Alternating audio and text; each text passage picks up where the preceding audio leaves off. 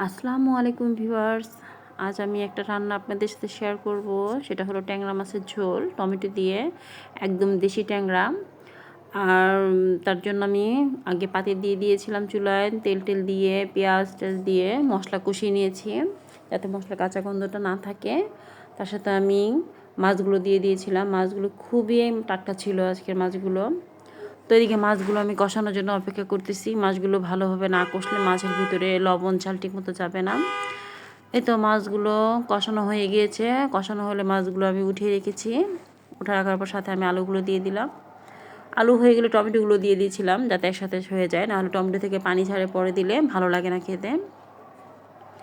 এদিকে আমার আলু টালু সব কিছু একদম সিদ্ধ হয়ে গিয়েছে। সাথে আমি মাছটাও দিয়ে দিয়েছি যাতে মাছও হয়ে যায়, ওর ভিতরে সব একসাথে মশলা ঢুকে যায়। এই তো অলরেডি বলক চলে আসছে, মাছ অলরেডি হয়ে